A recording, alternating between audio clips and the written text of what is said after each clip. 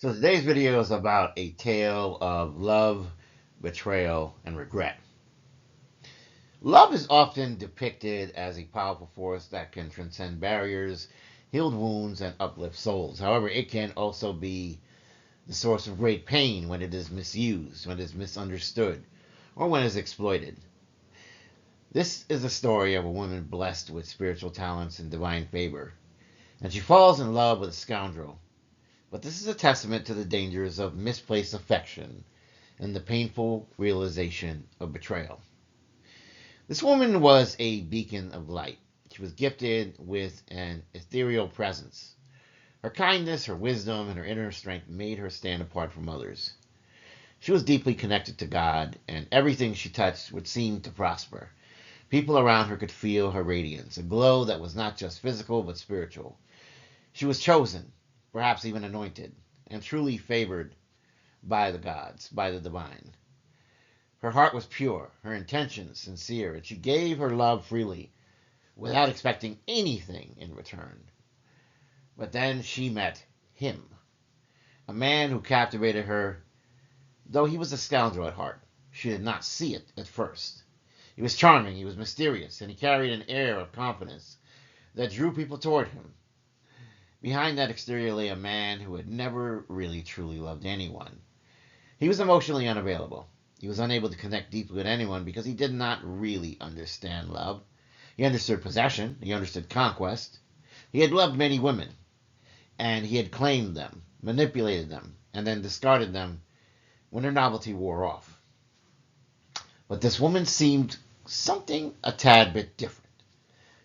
She was more than just another conquest. She had something that he had not really encountered before. Something more valuable than her beauty or her status. She had an undeniable spiritual gift, a connection to something greater than herself. And this man, driven by envy and a hunger for power, wanted it for himself. At first he thought he loved her. He was drawn to her light, her presence, her ability to uplift those around her. He saw how effortlessly she inspired people, how naturally she brought peace to those in turmoil. But he mistook her obsession for love, and deep down he did not want to love her. He wanted to be her.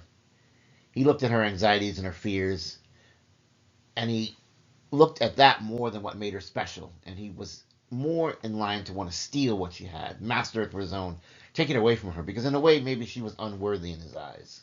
And so instead of loving her, he studied her. He studied her very closely. He tested her limits. He played cruel games to see if he could break her. He whispered sweet lies, manipulated her emotions, and even feigned attraction to keep her close.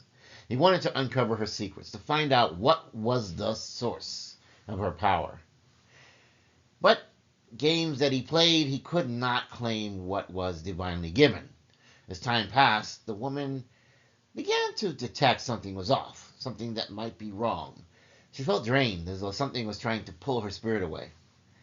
It was like a vampiric sort of pull, something that was suffocating her, diminishing her glow. Slowly she began to understand that this man really did not love her. In fact, he was very cruel in a way, and he didn't even cherish her.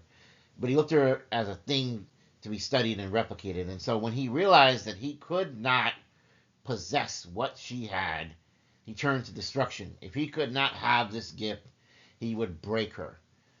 Maybe in that way he might be able to steal it, but either way, if he couldn't have it, no one would. He inflicted to cast shadows over her light, to dim the brilliance that he once thought was so captivating and alluring. He waged war in her spirit, trying to make her doubt herself, lose faith in herself, her abilities, to believe that she was nothing without him. But she was truly blessed, and no force, no man, no deception could take that away. Through pain and suffering, she found strength. She cried, she prayed, she reached deep within herself. that spiritual insight, that spiritual journey. And no matter what he did, she discovered that he could not take what God had given her. Whatever external validation this man sought, whatever admiration this man sought, she knew that deep within her soul, she didn't need any of it. She had been a child of forces far beyond his reach, and so eventually she walked away.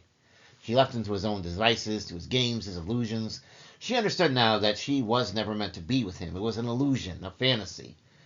Her love was real, but his was not. And all he did was just entertain her until he could steal from her and destroy her.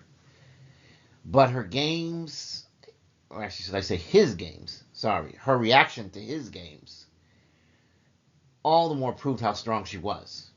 For the rest of her life, she looked over her shoulder, wondering what could have been, but for the rest of his life, he realized he had thrown something precious away. He tried to own something that was never meant to be owned. He tried to steal something that was never meant to be stolen.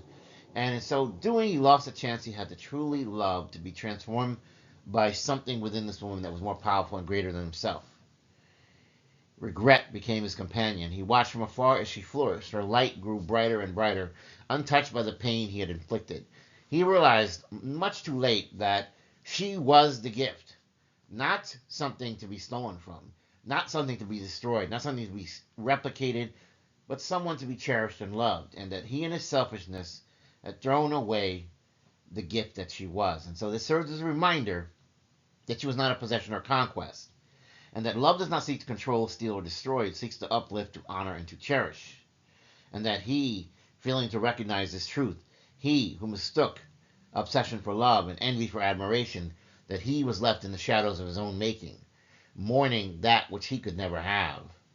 The blessed woman moved forward, her heart intact, her spirit unbroken, as she healed, and the scoundrel remained behind, trapped in his own regret. Sure, he could have any woman he wanted, but he would never forget the woman who was truly irreplaceable.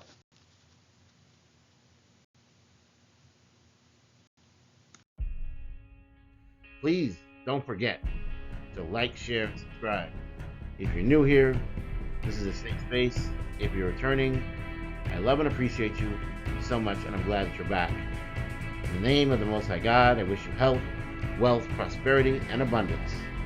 Blessings and protection. Signing off. Take care. Have a great day.